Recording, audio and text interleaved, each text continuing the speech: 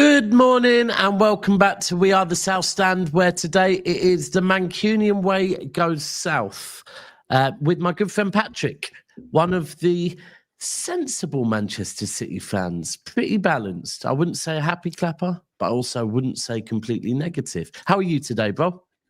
Oh, as a happy clapper should feel. Oh, so you are a happy clapper. Okay. I don't know, mate. My happy clappiness just goes with the weather, basically. Do you know what, right?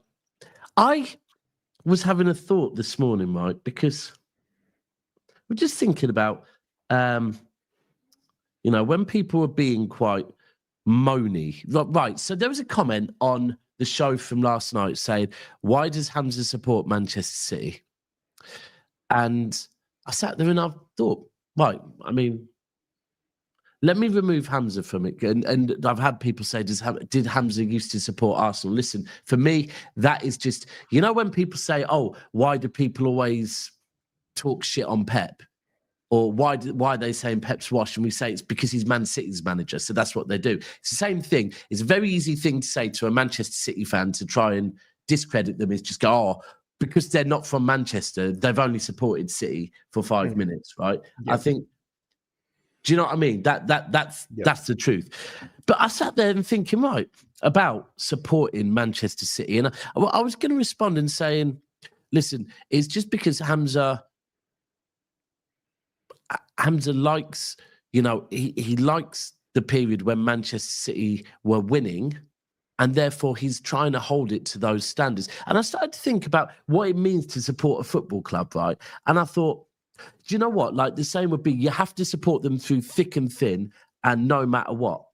Well, there was a time you supported them through thin and thinner. Which is true. You do support a football club through thick and thin. However, am I not right that if you are looking for the perfect partner, wife, as an example, friend, their way of supporting you,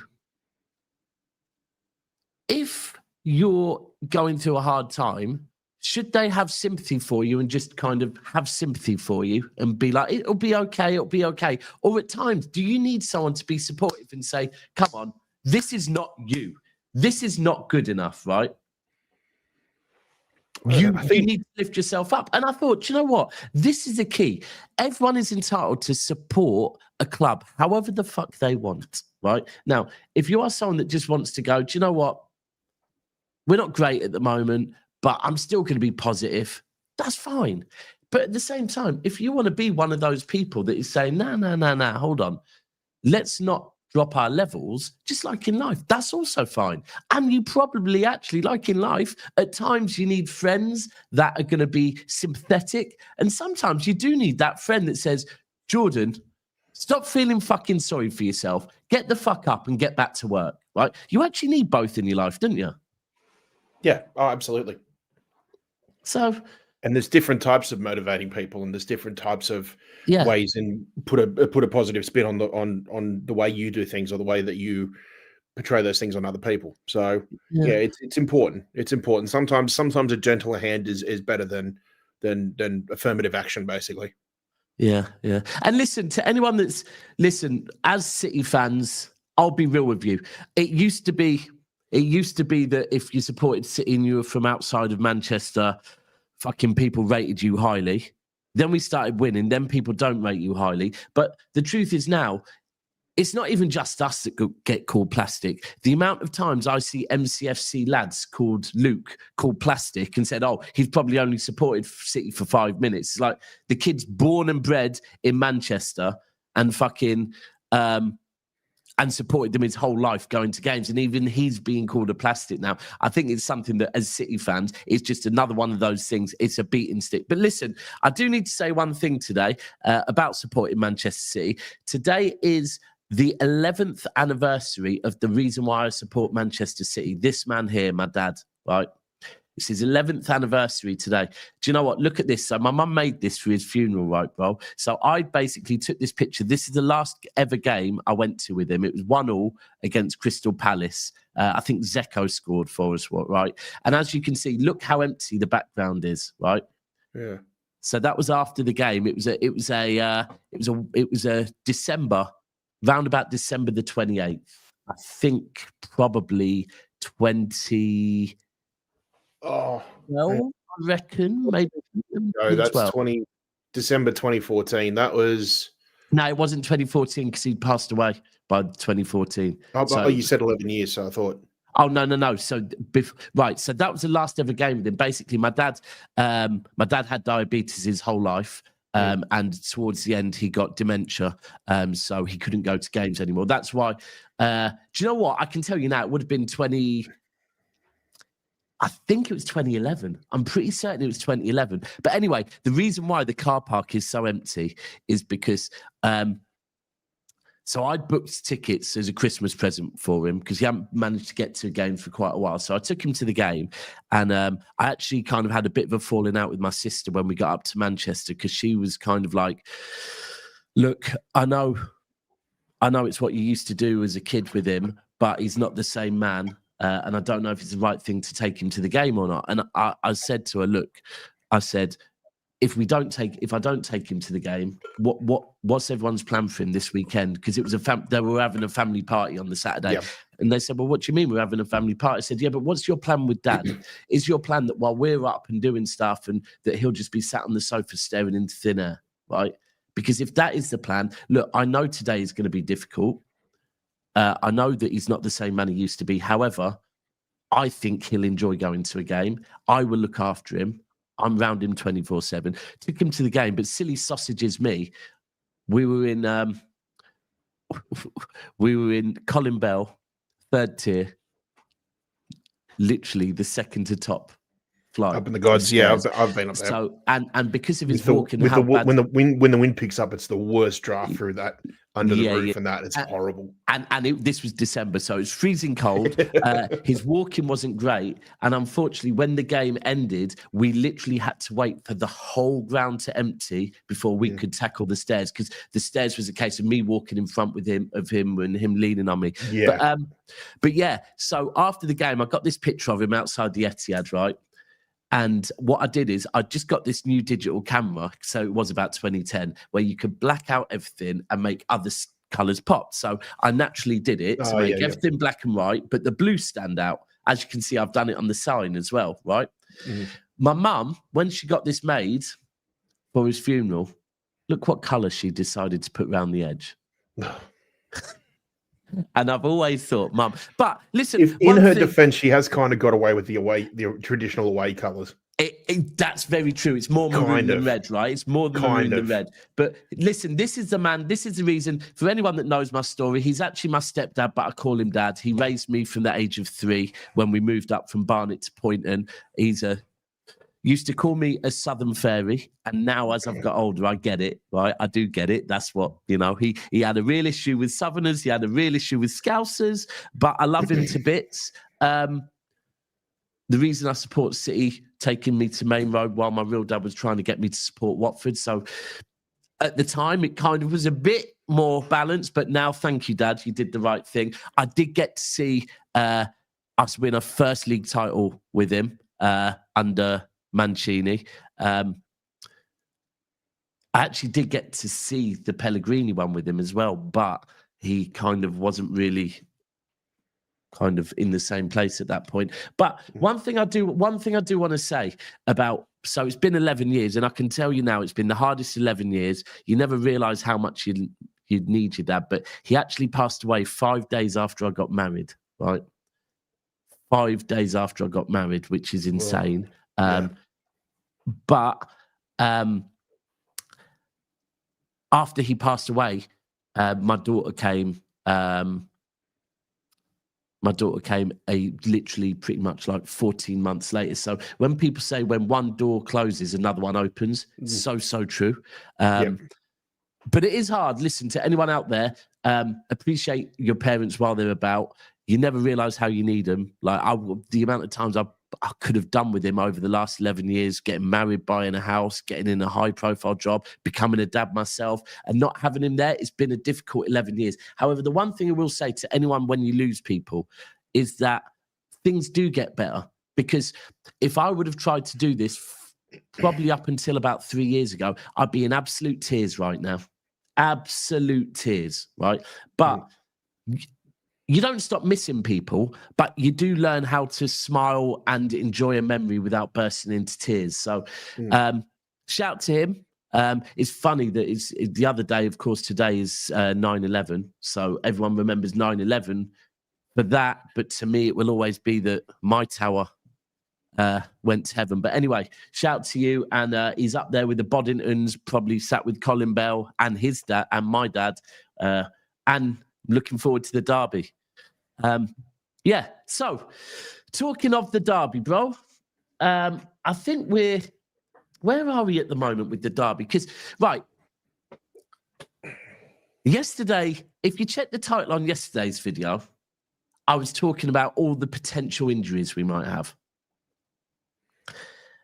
And then today, the title's different. The title is saying, we might have these players back. Now, I think the key is at the moment, when we look at how many potential injuries we've got, I think it's up to 11, people say. Might even be more than that. Might be up to 13. We have to remember 2 of those straight away, Calvin Phillips and Bettinelli, right? Which they're not going to be in the squad anyway. We are missing Cherky. We are missing Marmoush. And there is one other that I think... You include Kovacic as well, too. Yeah, he's been since the summer. Yeah. 3 big misses, 100%. Listen, with Marmoush, Cherky... and Kovacic, they're 3 big misses, absolutely. But then the rest, we just don't know yet. We just don't know. Now, I saw someone tweet last night, and then I've gone and checked, I've checked the news this morning, and it is saying that Savio, Kuzanov, Foden, and Gvardiol all might be available. And I thought, okay, let me look into that. And I think it's the same. I have a feeling that has come from the same place that I kind of spoke on yesterday. I don't know if you've seen it, but City Extra gave a report on basically every single player and where they are. And I think this news has come off the back of that. I think it came originally out in maybe The Independent or something. But where are you? Do you think there's going to be some surprises available? I think so. I mean, we have to go back to players who are sort of borderline fitness, match ready, possible injuries, possible knocks, for the first, say, two rounds of this season. I'm thinking players along the lines of maybe like Gvardiols or something like that. Surely, the fact that some of those players have had a bit of time to get themselves match fit, make sure that they're actually not injured, not going to be able to miss a chunk of games, and then also do the right thing by not going international break and jeopardizing any potential repairs that they may be going through at the moment. I think we should see a little bit more who that's going to be. I'm not too sure, but we'll probably see a little bit more seniority on the bench than, say, what we were all on the impression of was, say, when we went to Brighton, where they were talking about having like 4 academy players on the bench or something. Don't get me wrong, I think we will have some academy players on the bench, but I just don't think it'll be as severe as what I agree with people were led to believe before we played Brighton. Yeah. So, I think you're right with that as well. Because of the fact, if you look at it, you're probably pretty spot on that apart from the 5 that I've mentioned, you're probably talking 6 or 7 players that will either start or will be on the bench because they're recovering or they're. And I think looking at the amount of players that pulled out, I think probably Pep has made it pretty clear to quite a few of the players that, look, if this game is not important, if this game is not, so I think, to be fair to Marmoush, from what I've been told, Egypt needed a result, right, to qualify to start the qualification process for the World Cup. I think for Haaland, like Norway, getting Norway qualified to Haaland, obviously, because look, however much, and I know last night and over recent games, we've probably been, let's say, spoiled brats saying, but we don't care about what they do for their country. We support Man City. We pay their wage. I hear that. But at the same time, playing for your country in a World Cup is everything, right? Especially when you do have to look at things and say, look, Haaland's not well, he is a City fan, but he was born in Norway, right? And say for Marmoush plays for City now. I'm sure he's got a love for the club, but he's Egyptian, right? So these players playing in the World Cup for them is everything. So I think Pep will have said to them, look, cool, if this game is important and it does impact your country qualifying, I totally understand. But please be aware that also you do play for Manchester City and we need you right now. And that's where I think you see Rico and O'Reilly pulling out the under-21 squad. Yeah, that's not important. Playing for the under-21s or being there for Manchester City when they need you right now, which one's more important? Same with Stones. Fair play to Stones, because I have been critical of Stones in the past, that he does often seem to put England first. But it's nice to see that this time he hasn't. But yeah, I'm also factoring in too, if you're talking about who's available and who's not available, you got to also factor in just the week, the 7 days of football that's going to be coming up as well, because 3 games. We might look at that lineup when it comes out on Sunday and we think like, oh, why is he missing? Why is he missing? Don't forget, you've got Napoli 4 days later, Serie A champions. Yeah, you know, one of the best, most cohesive teams that there were in European football last season. You've just reminded me. Do you know what our first game was in the Champions League last season? Oh, who was it? Hang on. It was in Italian. It was either Inter or Juventus. Was it Inter or Juventus? No, it wasn't Juventus. Wasn't Inter the second game? Wasn't Inter the second game? Well, if it was our second game, it was the second game, but it was our first home game. Yeah, I think it was the second Champions League match day. It was a fucking difficult game. They were good, weren't they? Oh yeah.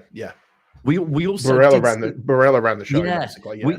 I think there was that's where we started seeing signs that maybe City weren't looking as good as maybe we thought the previous season. It was Inter. Yeah, and coincidentally, actually, Inter at home was the first Champions League match day. And now we've got another Italian team at home, first game of the Champions League. Who would have thought it? Anyway, let's talk about Man United first. Do you know what? As there's two of us, people might be here later, but as you know, Martin runs spaces till late. Obviously, he's there looking after his dad as well, so he might pop along. He might not. We can do this quite. And people, 220 of you already here. The likes are only at 80. Let's get those likes. Where people, I know I ask a lot, but it's because it's so damn important to helping the channel grow as well. Anyone that does do YouTube will know at the moment YouTube is struggling to process videos. Usually it processes videos within 20 minutes. Yeah, I've got doing some weird algorithm shit at the moment. Yeah, I've got videos from 2 days ago that still haven't processed. So please just smash the like button and help me out with that. Right, let's start at the back and we can move forward. Who are you starting in goal? And why? This has probably been the big question, hasn't it?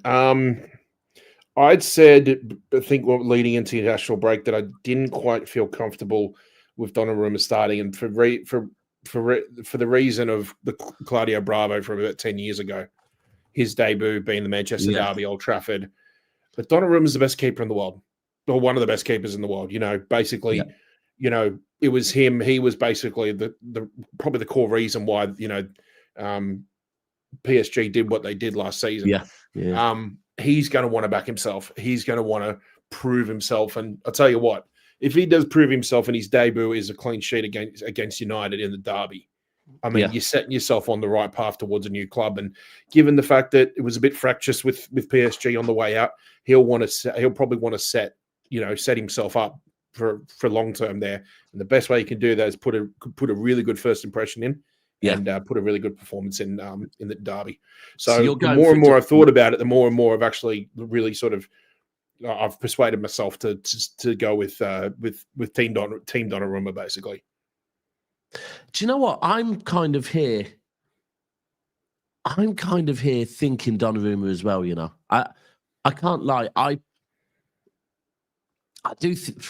Right, I don't want to ask too much of Donnarumma at the moment, because it is his. And when I'm meaning this, I'm not meaning as quality. I'm meaning as a leader, and I don't want to instantly go, right, Donnarumma, you need to be part of that leadership group, and your mentality must rub off on these players. But I am I read a lot into things, and like I see the Haaland message to Donnarumma and Donnarumma's response. They seem like they have that connection. And right now, I do feel like we need our more senior players, our players that have been there, done it, wore the T-shirt. Right now, we need them to step up, right? And I've said it yesterday. I need Ruben to step up. I need Rodri to step up, and I need Haaland to step up. Haaland and Ruben more than anyone, and Bernardo if he starts. They are our leaders for a reason. They know what it takes to get a treble over the line. They know what it takes to get a four-peat over the line. And they know what a Manchester derby means, right? And even more so, they know what right now we need as a club, right? Because we win this game convincingly against Manchester United, and all of our season, all of a sudden, there we go. Right now, our season starts. We go to the Emirates, and I'll be real. We beat Man United. We go to the Emirates and get a point, right? A point. And I'm going, do you know what, lads? Yeah, the season's not as bad as it started, right? We can definitely build on this, right? A good midweek performance against Napoli, but I am looking on, and that's where I'm looking at Donnarumma and thinking, do you know what? However great Trafford has been, and the key with Trafford, look, if Trafford starts, I'm not going to be mad. I actually said the other day, if Ortega started, we've been in worse places, right? And Ortega's not going to start. But if Ortega wants to start, we've been in worse places. But I just think we might need that shot stopper that Donnarumma is, right? And the way he comes out and makes himself big, the way he gets down so quickly. If Man United are playing balls over the top, and you do have Cunha or you do have Mbeumo running onto balls over the top, that's where I think Donnarumma could really make his weight in gold. With coming out, making himself big, getting down quick with those saves.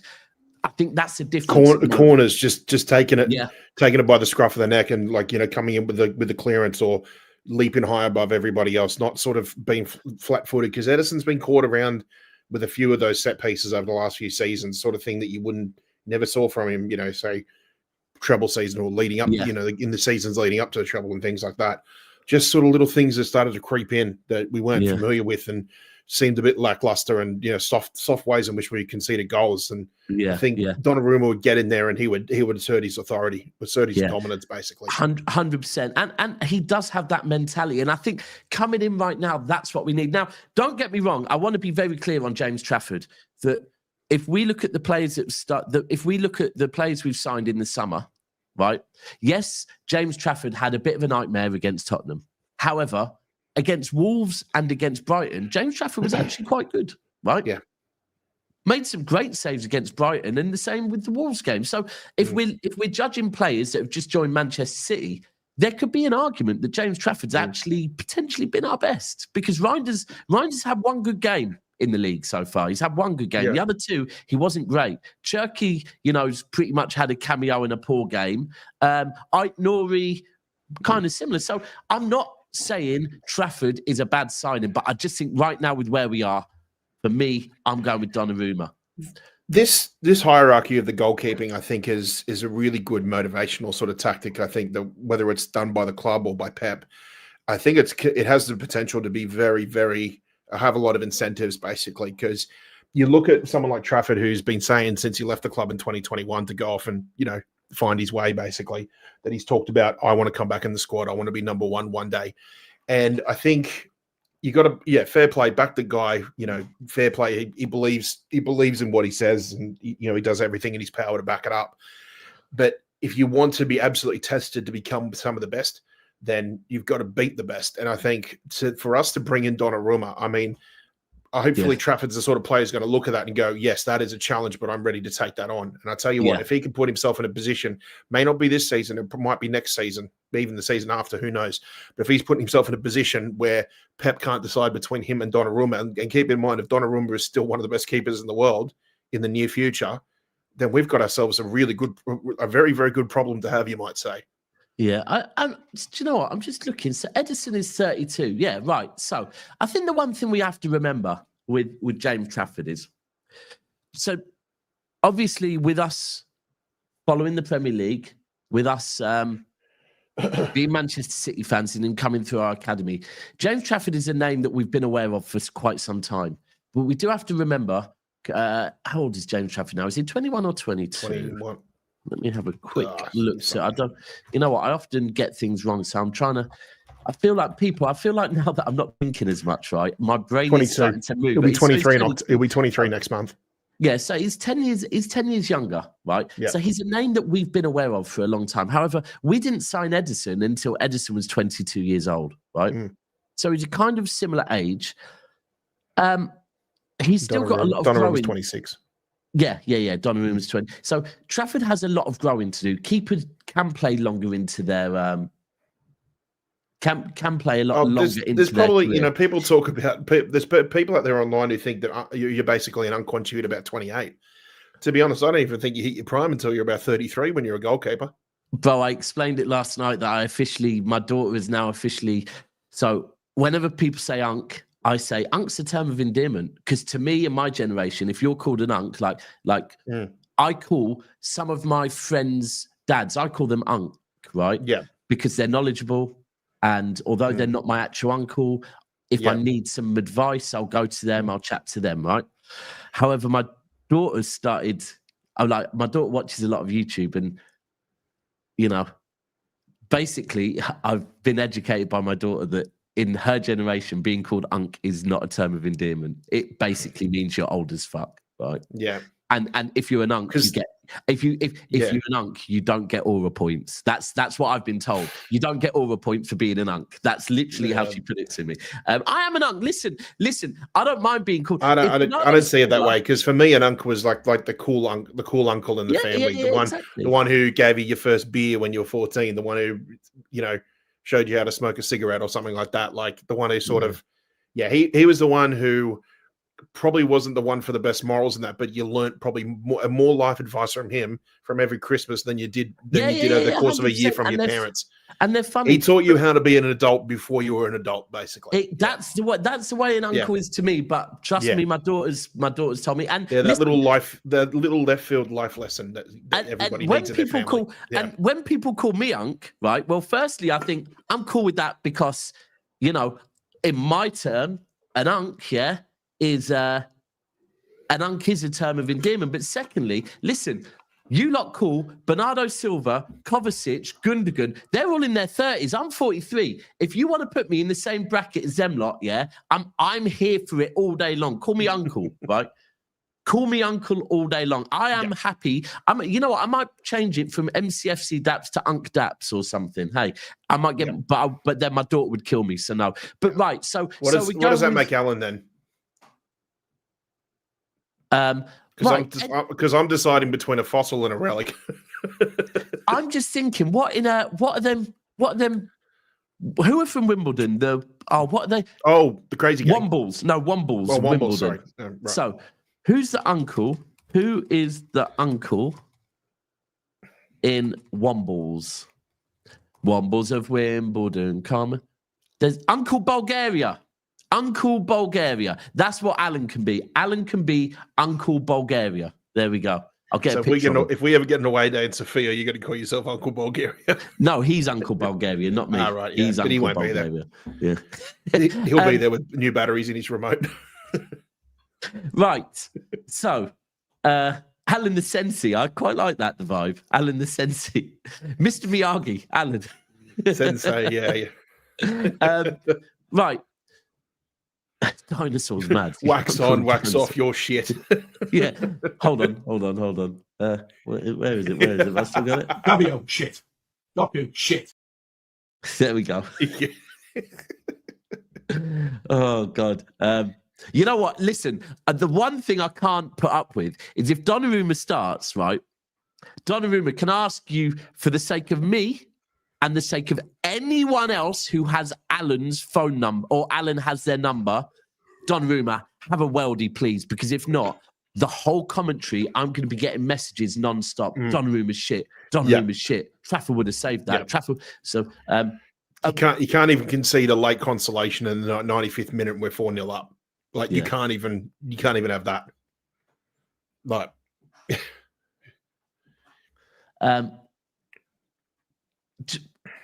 Wesley. It's too irrational. What I'm talking about people. Wesley, so I know who you are, Wesley. You are the guy that is on Never a Foul and that Cass has to tell to shut your mouth every single stream, right? And then you start begging it. Wesley, so what I'm going to do is you can go back to We Are the South Stand with your negativity. What I'm going to do here Never is... a Foul, you mean? Never a Foul, thank you, yeah. I'm going to put you in timeout. In fact... And you can just do one because this is a community over here, bro. It's not like Never a Foul where we get weird people like you that just come on being negative. We're having a chat, so just move on, bro. Sometimes, you know what?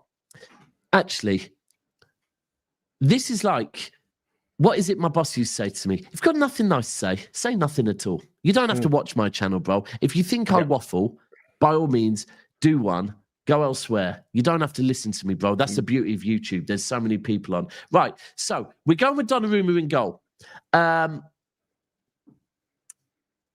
Right, where should we start? Let's start on the left-hand side. Or City Extra tweet. Hold on. Is there a City Extra tweet? Is this some breaking news? Let me just check because it could help us decide. Oh, the Football Association has today charged Chelsea FC with breaches of regulations J1 and CT of the FA Football Agents regulations A2 and A3 of the FA regulations on working with intermediaries, and regulations A1 and B3 of the third party. Jesus Christ, that's quite a few charges. The FA third party investments in players in total. 74 charges have been brought against Chelsea. Whoa. The conduct. Amateurs, they still need it. Amateurs, they still need another 41, mate. Amateurs. Absolute amateurs. Get in the bin. Get in the bin. Go find a shirt sponsor and get in the bin. Hold on. So the conduct that is the subject of the charges ranges from 2009 to 2022, which is before they got brought out. So it's under Chelsea until it's almost twice as long as what we were under with FFP. Yeah, but that's under, what's it called, isn't it? It's under Roman. Yes, it is. It's under Roman. Do you know what? It's the entirety of Abramovich's ownership, isn't it? Do you know what, people? One thing I'm going to say now. I mean, naturally, as City fans, Chelsea being our rivals, of course, when we play them, God, they're going to get it. They're still going to get it, aren't they? Yep. 79 charges. You fucked it up. Anyway, listen, one thing I would say is, do you know what? Let's be kind, right? We've been the other side of this. Innocent till proven guilty. No, you want to go. I say get fucked. I'm in a get good fucked. mood. Seriously, no, bullshit. Bullshit. Do one. No, but Chelsea haven't really shove it been up your giving ass, a shit. mate. No. They haven't really been giving a shit. Think we got the sympathy vote from anybody? No, not for a single one. Not one iota. So sorry. Now that the shoe's on the other foot, mate, it's going halfway up your ass, mate. Rubbish. The hell with them. Get stuffed. Hey, it's great. No, the one thing I will say is great to listen. If you get sent to the naughty step, it's great when your best friend is invited over to the naughty step and you've got someone to be naughty with on the naughty step. So, hey, here we are, us and Chelsea, oil brothers, right? And all that shit again, because it was from their oil period, to be fair. But, oh, God damn. Well, that is breaking news. It doesn't help us decide on who you're going to play as left back, though. No, and I have no idea if Nouri's fit. I have no idea how we stand with Nathan Ake. Even if he does start, is he able to play 60 minutes? Is he able to play 75, 80, 90? I have no idea. Yeah. Nico O'Reilly? Well, he's still got a quote-unquote knock, hasn't he? But I don't know. I think, see, if this was 6 months ago when we played, or 9 months ago when we played at Old Trafford, I'd be like, yeah, sure, start him. Because I couldn't really see any other alternative. But we have options now, and I'm undecided because, again, I've got question marks over Ake. We've got question marks over at Nori. Gvardiol, we're not too sure yet. Really don't know how it goes. Yeah. And it's, I mean, it's a case of, even if all three are fit, then is it a position where you may even have to rotate them over the course of the three matches? Potentially. Every single one of them maybe sees like 60 minutes over the course of the three matches, or even 45 minutes for all we know.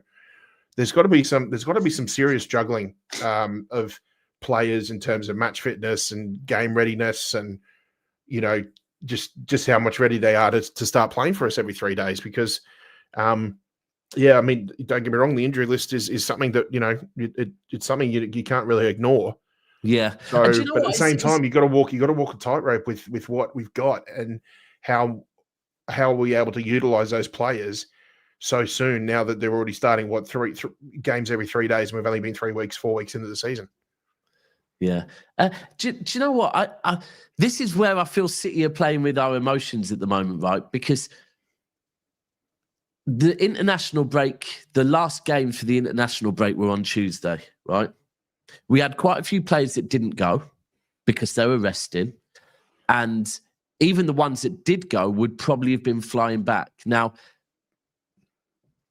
the club hasn't given us much information on the injuries and what's going on with the injuries as well. So I was hoping yesterday I was going to see some pictures from training, right? Because that helps us to start going, right, okay, he's in first team training now, but none of that. It's like Man City going, no, we ain't showing. You've got to wait and see till Sunday. And I'm hoping today we start seeing some pictures. Then we can start putting 2 and 2 together. Just one super chat, which is probably relevant to this. It all depends who is in defence. If it's a makeshift defence, it's Donnarumma. If it's a decent defence, then I'd stick Trafford in goal and save Donnarumma for Napoli. Craig, firstly, really appreciate the super chat. Secondly, I hear you 100%. I do think that Trafford against Brighton showed enough, and against Wolves had shown enough. I'm not going to say if Trafford's in goal, I'm worried. And I do like the idea, maybe, especially now we know that probably Donnarumma is going to have 3 days training with our staff to get used to how we play out from the back. Is 3 days enough? So I think that's a good point. It's a really good point, and I appreciate the super chat a lot. This is a hard thing. Right, let's say if Gvardiol is fit, right, let me put it this way. Ruben Diaz is fit. Kuzanov is fit. And this is me just playing with you, pause for a minute. Ruben Diaz is fit. Kuzanov is fit. Nunes is fit. Rico Lewis is fit. Ait Nouri is fit. Gvardiol and John Stones are fit, but you do have question marks about if they're match fit. Right? Ake, same. What back four are you going with? Do you throw Gvardiol back in? No point risking players that have question marks over them, knowing full well what you've got ahead of you over the next week. So anything I choose now is also factoring in what's going to happen for Napoli and Arsenal as well. But for me right now, I'd probably say if it's that scenario, I'm probably going to go centre back of Diaz and Kuzanov. Diaz, Kuzanov. Yeah. Same as me. As me. I think Diaz, Kuzanov. Okay, so I'm just thinking Diaz, Kuzanov. Right, so now who are you going on the left-hand side? If Nouri's fit, I'll go with him. If he's not fit, then I'll go with Nathan Ake. But one would sub the other. One would sub the other off after 60 minutes. Right. See, this is where I can't lie. If I see Gvardiol and Kuzanov both fit, I then start to be quite happy. That for me, that is. And then I would probably, if Gvardiol and Kuzanov was, I've made it pretty clear for me. I'm all about defense at the moment. I know people say about the build-up play and everything, but for me, I am all about defense. I would love to see Gvardiol, Diaz, Kuzanov. Those three. And then on the left-hand side, I'm putting it out there. I want to see what's his name on the left. I want to see O'Reilly on the left. I just think last season he was quality on the left, and right. Who we start in left-sided defense? determine who we play ahead of them on left wing / left forward. Well, we don't have much of a choice. Well, it's between left and right. It's a choice between basically Savio, Doku, and Bob, basically. Yeah, right. As far as we know, yeah. I feel at the moment with this being it's such a hard one because I'm kind of at the point where, do you know what? This is such a must-win game. Let's just bring back in O'Reilly, who did a great job at the back end of last season. Because I think at the moment, Ike Nori, the fact he has had a couple of knocks already, and I don't know if that's impacted him slightly. I think him moving forward is going to be something very important to us moving forward this season. But I don't know. I think last season, if you think about it, last season, what got us over the line was a partnership of O'Reilly, Gvardiol, Diaz. And I don't know if I go back to that for now, right? But I would play Kuzanov on the right because the pace of Kuzanov so essential for me. I've said he's my first name on the team sheet. Yeah. Right. You're starting Rodri in this game. But actually, just a quick question. You keep talking about Napoli. I think I might be different to a lot of City fans, and it's a really bad place for me to be in. But at the moment, I don't care about the Champions League. I think it's I think last season showed that you can pretty much, lose about half your fixtures and still get through.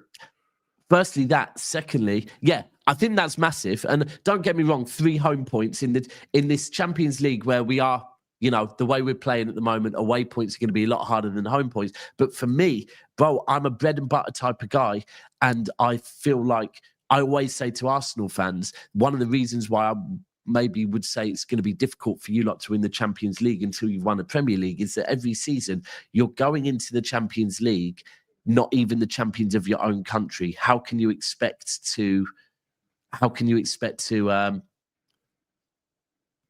and win a Champions League? Now, let me be clear with what I say here, because maybe you lot aren't deep in what I'm saying. People are talking about, but you need these points to come.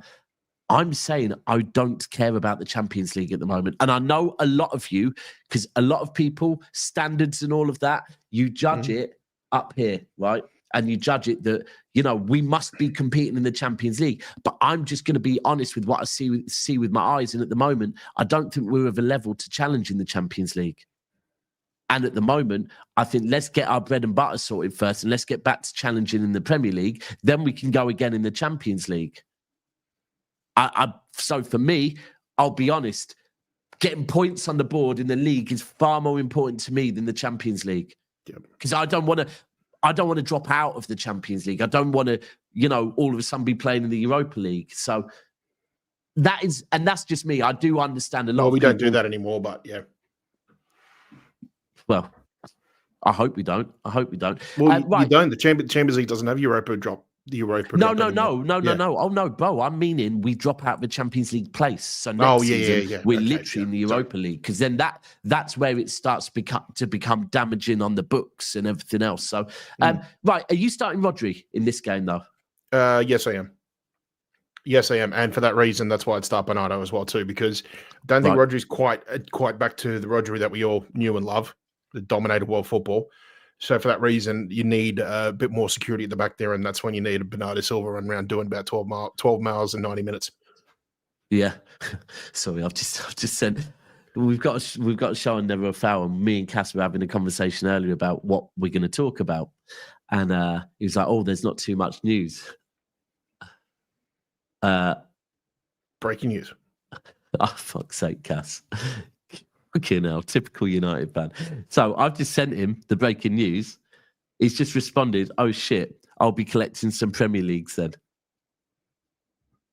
As in, what he's saying is some of them from the Mourinho era, he's going to go and claim back. Oh, right. Okay. Yeah, sure. You know, Arsenal and Liverpool fans were scrambling around about, hold on a second, from 115, which Premier Leagues can we take here? For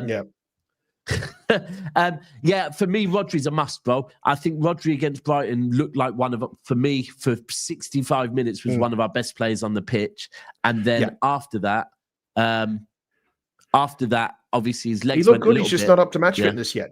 So But there's a lot of positivity to take out of that, and that'll roll into the derby for sure. I think Rodri looked better against Brighton than I saw him look in. And people pull me up if I'm wrong, but I'm only talking what I saw. I think Rodri looked better in 65 minutes of the Brighton game than I have in any of the other games we saw him during the Club World Cup. Yeah, his passing looked a bit more on point. I think he did. Now, of course, that does make sense because it's longer since the injury, but he did have a reoccurring injury. So I think that's a positive. And then you go and look at for Spain, I think he only played probably about 40 minutes max for Spain. So, which is good because he's got more game time in his legs, but also he hasn't been overplayed by Spain as well. So for me, I think Rodri starts. I'm going. There's a real predicament, right? Because it is a derby. And of course, you need your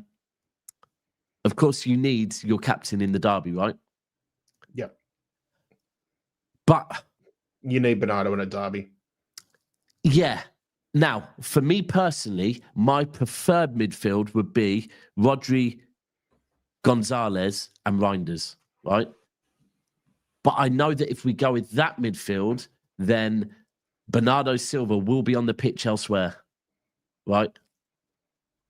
And the one that no one takes it up on, by the way, people, I've seen a lot of people listed at right back. I'd play Bernardo Silva at right back, me. I'm going to be edgy now, right? Because I know as content creators in YouTube, if we come up with an idea, people will either go, fuck off Daps, or they go, oh, I like the idea of that, and they'll run with it, right? I've seen a lot of Gvardiol at right back. And to be fair, I'm not going to poo-poo Gvardiol at right back because we've played Zinchenko at left back and won a league, Delph at left back, won a league, Cancelo at left back when he's a right back and won the league. So why Gvardiol at right back? Why not? We're currently playing Nunez at right back. But we have seen Silva, and here's my argument for Bernardo Silva. First and foremost, Bernardo Silva will be on that pitch at the weekend, right? He will. Secondly, we've seen Bernardo Silva play left back before, right? Yeah. Secondly, if you go back to Kuzanov's first game for City, remember how Bernardo was dropping back and covering Kuzanov? And by the way, this is the important thing to me playing Bernardo at right back. That's if Kuzanov is in the middle, by the way. Very important thing. If Kuzanov isn't in the middle, I'm not starting Bernardo at right back. But if Kuzanov is in the middle, I'm saying why not Bernardo? He works his ass off. He gets up and down the pitch and he's got an engine, right? And he does drop deep anyway. So, right, so then we go in, but my whole thing is Bernardo is going to start. So if we don't start Bernardo, like we have to find a place for Bernardo. We could start. I'm not mad if I see him next to Rodri. I've just got fears in my head that we might see Bernardo on one of the wings. You feel like it's a case of in a game like this, would Pep go back to what he knows? That's old habits. Yeah, old habits are hard to break, sort of thing. Well, and he's got a few excuses right now, right? You know, Marmoush is now injured. Savio might not be fit, right? Foden might not be fit. Cherky isn't fit. All of a sudden, there is, well, you know, who else can I play there? Type thing. And look, Pep in recent games has tried doing what a lot of us want, and it hasn't always worked. I just feel like Bernardo might pop up on the right-hand side, and I'm not for it at all. Really not for it. I don't think many of us are. I think you and I are just preparing everybody out there for what could be the inevitable. I think it could be. I don't know, but I think, I mean, yeah, a Doku and Silva. I mean, in my ideal world, I don't know about you, my ideal world would be Savio's fit and plays on the left. And I'd actually go with Foden is fit and plays on the right. Yeah, see, I'd go with Oscar Bob. You'd still stick with Bob, yeah? I'd still stick with Oscar Bob. Oscar Bob's doing enough for me to right now to be like one of the more informed players in what's been some poor performances last few weeks. Yeah. So I'd keep playing him there. And you know, if he's going to start taking the step up, which we unfortunately wasn't able to do last season, then this is the perfect time now for him to step up. Yeah, agreed. Agreed. I mean, and then I presume you go. I mean, we're playing Haaland through the. For me, I think this game is. I can't lie. Apart from Kuzanov as a centre back, I think it's pretty dope. Or playing in that defence is very important. I think Haaland's very important in this game as well. I wonder if Haaland, now that he's become part of the captaincy team, he might try and play a little bit of a leadership role there as well too. Like, hopefully off the back of that form that he had in the international break, I think hopefully he comes in there and he says, like, right, I'm sick of what we've been doing, not just the last 3 weeks, but just what have we been doing the last few months in that. This is where the season starts for us now. I can tell you now, he is thinking like that. I can tell you. He wants to take it by the scruff of the neck. He does. I think he really does. Bo, someone's had a conversation with him. I'm telling you now, you pretty much said what he said. Yeah. Like, he's up for this game big time. And I think he's mixing in. I think he's mixing in his meditation with like Tony Robbins and motivational speaking or leadership speaking or whatever it is. But is he Tony Robbins? The really inspirational American guy. That's not Tony. Oh, hold on. Did you say Tony Robbins? No, Tony Robbins? No, I didn't say. No. I know what you're. I know you're Tommy thinking. Robinson. Yeah. I'm thinking really inspirational. No. Yeah. No. No, Tony Robbins. Yeah. I think that is him. Yes, it is Tony Robbins. Yeah, he's like a motivational speaker and author and that. Yeah. But I completely agree with you. I think one of the big keys to this game, away from the tactics, is is Haaland, Rodri, Bernardo Silva, and Ruben Diaz, our leaders, fucking getting back to training today and egging each other on and being completely up for this. Haaland's coming back. Look, I've said this before. We went away from the international break with most of our players losing their last 2 games, right? A lot of them are coming back from international break, winning their last 2 games, right? So now take that energy and put that into Manchester City. And these are players that know what it takes to win. They know what a derby. Haaland loves a derby. I do think Foden could be important. And there's a little bit of me that thinks Pep has held Foden back and said, Foden, you get fully fit. I don't want a half-hearted Foden. You get fully fit, but I want you back for the derby. And I have a feeling that Foden's going to be in that starting lineup. Yeah, it's decent sharp. He loves it. And we need him. We need Foden's goals at the moment as well, because he is behind Haaland. If you're looking at with Marmoush now injured, we need Foden's goals more than ever. We do. He loves the game against Man United. Even more reason to start Reinders, because Reinders can offer more goal scoring opportunities too. Yeah, and you might just need that, especially if United are lucky enough to get their defense bunched up where Haaland's going to be man marked by 2 or 3 defenders. You may need to find another way to execute, to be able to get shots on goal. And we know Tijani Reinders can have a pop from 18 yards, around the 18-yard box. Do you know? I think this is another important thing for me is, and this is where so some people are saying Daps play Foden in midfield, so play midfield of Rodri, Reinders, Foden, right? And that is where if Foden plays for me, that's where I want to put Foden on the wing, right? Because for me, one of the very important things in my opinion, right, is that from what I've seen of Reinders so far, Reinders can't be Rodri's legs. Reinders can't be deep, right?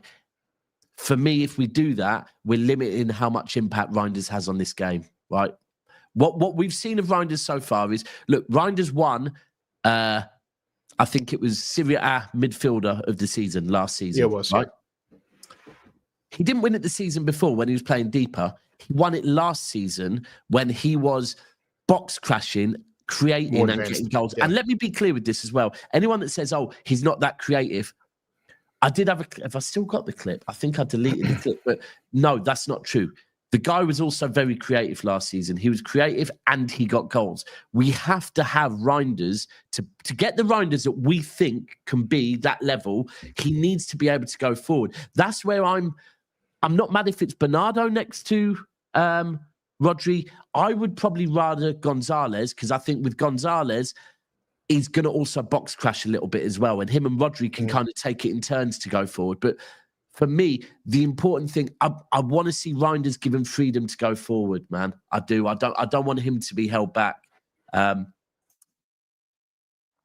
Anyone else? Anyone else we need to talk on that we haven't really spoken? Yeah. What's your right? If Savio's fit, are you starting him, or are you Doku Bob? Probably Doku Bob. You're still Doku Bob. Yeah, I don't know. We don't know to what extent Savio's match fit or match ready yet. Also, too, I think just given what happened with Spurs, and look, from what we heard, it was all on good terms, in good faith, between him and Manchester City in terms of him wanting to go to Spurs. So we don't think there's any, as far as we know, there's no bad blood. But at the end of the day, given what's happened, you're going to have to work your way back into playing regular first team football. So for me, for him to start, and even if he was match fit to start and play the 90 minutes, I don't think it sets a good example maybe to other players. Yeah, so I'd be more inclined to see Bob and Doku start. What? I think, Governor, you keep saying this. I think you're probably right. Whoever's fit, play them. I think it probably is. Governor's under the impression that Martin's going to be playing right back on the weekend. it probably does make sense, but it probably also doesn't fill me with too much confidence. Dap, should we give Mukasa the keys in the derby? We shouldn't give him the keys, because giving the keys would probably be starting him. I'm saying give him the keys at right back. But I would say that, do you know what? If we're not having too much joy by the 60th minute, I'm certainly not mad at opening the back door and letting him in. Pause. Pause. Massive pause. Thank you for that. Sorry. Let me rephrase that. However, I wouldn't give him the keys, but I would say if we get up to the 60th minute and we haven't had much joy, I might open the utility room door to him and let him in through there. I think one of the things is energy, but it's very easy, right, for us to go, do you know what? Bring on a young player with energy and see how they can impact the game. But at the same time, when we brought on Nico Riley against Brighton, we shot him down and said he looked like a deer in headlights. So it's a difficult one. It is a very difficult one. He looked good when he came on against Palmeiras, but different level. He was coming on when I think we were already 2-0 up. But I wouldn't be mad with it at this point. I think it all depends on who is on the bench and who is actually fit or not. That's the sad thing at the moment. We're still here kind of guessing who's going to be on the bench and who isn't going to be on the bench. I think we're always guessing, given the way that City treats, what they release to the press and to the media over recent years as well too. So we're always kind of left in the dark, where some people might be frustrated by that, but you can also understand why the club do what they do when it comes to that too. Yeah. Sorry, who did you say at right back for you then? Don't even think we mentioned it.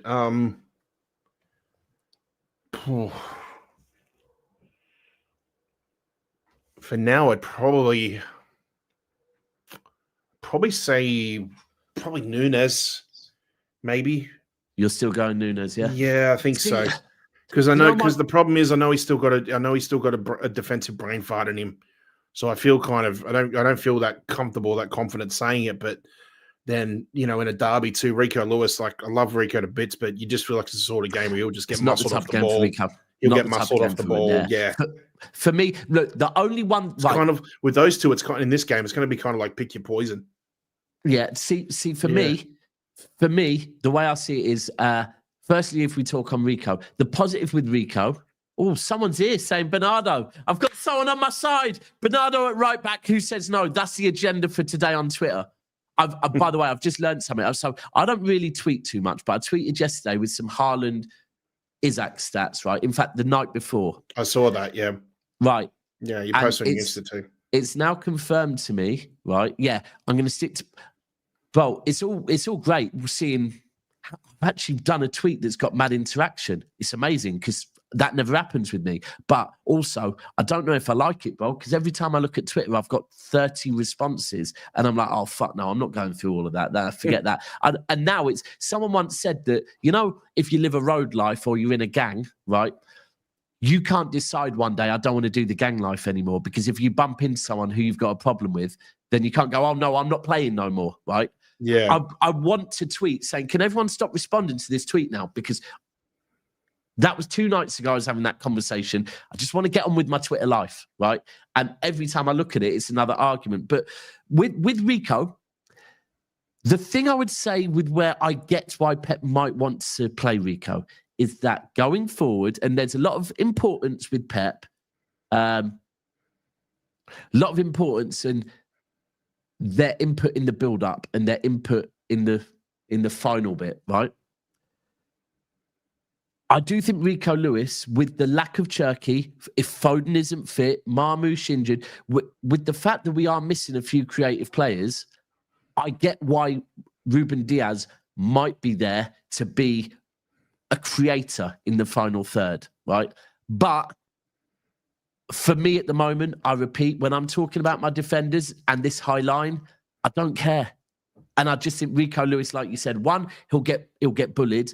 2, I think balls over the top, they're not for him, pause. Then we go to Ruben Diaz. Then we go to, not Ruben Diaz, we go to Nunes. Nunes does have what happened in the last home derby. And I just fear for him. I'll be honest, I fear for him, I fear for Bernardo, and I fear for Ruben Diaz. That at the moment, those 3 players don't seem to be able to catch a break, right? And it does not matter if they're putting in 8 or 9 out of 10 performances, or even let's just say a steady 7 out of 10. One bozo moment, and all of the blame for that game is going on them, right? Yeah. And if you look at those 3, whether it's they can't catch a break or, yes, they just have bozo moments, I just think it's written in the stars that if we play Rico or Nunes at right back, they're going to have a bozo moment. Either of them.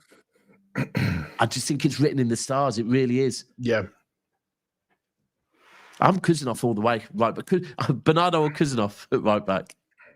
I ain't got a clue. That's where I am. It's just the only problem with Kuznov being at right back is, you know, I think he's still trying to wrap his head around being a centre back in our squad, and then for him to be a right back, then he's got to be doing sort of Kyle Walker duties. He's got to be looking to get forward as much as he is about staying back, and I think that's the part of his game that he's still got to learn, or a long way from learning. So I think for him right now, it's not just settling into English football and playing under Pep, but it's just about making himself into the best defender he can be. And if he can learn to bring that into each game, he can. And it's, I think the problem we have is with anybody out there who said, we got to have Kuznov in there. I think they're the ones that would truly appreciated how damn good Kyle Walker was, because that right side, that pace on its own was such a weapon that he didn't even need to tackle players. He could just basically man mark them or run at pace with them, keep them wide, so that the defenders, or our defenders, could catch up to any sort of attack, and they would never be able to square balls, cross balls, whip balls into the box and score or anything like that. His pace alone was a weapon in itself, or a huge part of his defense anyway. Kuznov, I think, does a similar thing, but obviously the talent is just a bit more raw. So can we have a goalkeeper that inverts it? Yeah. So you know what I mean? Like, I think people who want Kuznov a right back have still got an attachment to Kyle Walker in terms of 100%, what he did.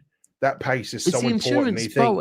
It's when we signed. It's that insurance. It's that safety blanket. It's the whole.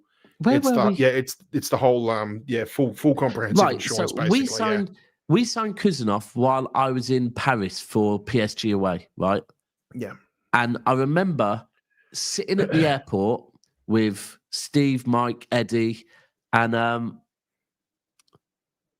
I started watching clips of Kuznov, and straight away I was showing everyone them, and I said, "Yeah, I've got a feeling, right, that Pep's going to turn this guy into the next Kyle Walker, because he can defend, and this is a key.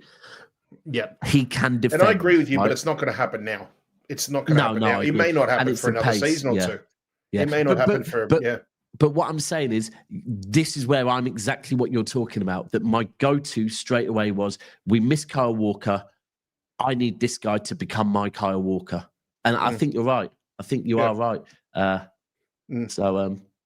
Yeah. Right, we're going to wrap up here. I've got another channel, and before I start on Never a Foul, I have just found a clip of Rory the fucking Tory saying Manchester City must be relegated for the charges. So I need to clip that up because I'm starting the show with that clip. Hold that, you prick. Do you know what? Fuck Chelsea. I'm now with it. Yeah, I'm now. Did he just say that recently, or is that all the way back from when we first got charged? It does. Well, they've just been charged. So I'm going with back then. He might have said it ages ago. Do you know what? More importantly, it's what he said about. Firstly, he spoke about grown men wearing their club's colours, right? So that pissed me off. Secondly, the way he jumped in back in McCullough against lads, he can get some now, Rory the Tory. So, right. I believe you had Aussies Down Under yesterday, didn't you? Yeah, Alan and I just sort of chewed the fat about everything City, mostly everything about, being a Blue back home over here, just international break. And we didn't want to talk too much knowing that Thursday night chat's coming up in a few hours on Mancunian Way. So keep an eye out for that, guys. So should be on about 9:15 UK time later tonight. So keep an eye out for that. Obviously, we're not just going to be talking about the derby, but we're also going to be talking about the Pep versus Fergie. Better era, better players. That's going to be a good discussion, I think. So keep an eye out for that anyway. Lovely. But it was. I think I just come to the conclusion it was international break. We just thought we'd just talk about whatever topics came up first. I was talking about how excited I'm looking forward to this new young Socceroo squad we got playing. They just had 2 really good wins against New Zealand in the football ashes, as we like to call. No, yeah. Was it the Ashes? No. Well, I think they. No, I'm sure I saw someone in the news call it the Ashes, and I'm like, that's Australia and England. But anyway, it's like some sort of Trans-Tasman sort of cup now that we play once every couple of years or something. But we played really well. A lot of young players, some that most people wouldn't be familiar with. But as we get closer to the World Cup, keep an eye on that anyway. We've actually, I think the World Cup. Yeah, we have. First time ever. No, one of the first time in got to be about 12 years since we've qualified without having to go through all the other knockout stages. So we qualified in the first stage of it all, which is so good because it just means you can just put your feet up. 100%. You can just wait for 9 months time from now when the draw comes out. Why don't we have any Australians that don't need to go away on international duty because you've already qualified? Must be nice. Yep. Okay, so people, Mancunian Way is in the title, so make sure you are subscribing to them. They're going to be live at around about 9 p.m. UK time tonight. 9:15 UK time tonight. I am also going to be live later on today, round about 5 p.m. with the Sheikh. Hopefully, by that point, we will have seen who's in training and we can have a bit more of a constructive conversation about who's going to be starting the derby. This is going to redirect over to Never a Foul, where we will be talking about Chelsea. I've asked Cass to try and get a Chelsea fan on, so hopefully there will be one there. So all you have to do is stay exactly where you are. When you get over there, please smash the like button and put South Stand Raid, and I will be over there shortly. Thanks to all of you that's watching. Rest in peace, dads. Have a good day up there, and we are out ski.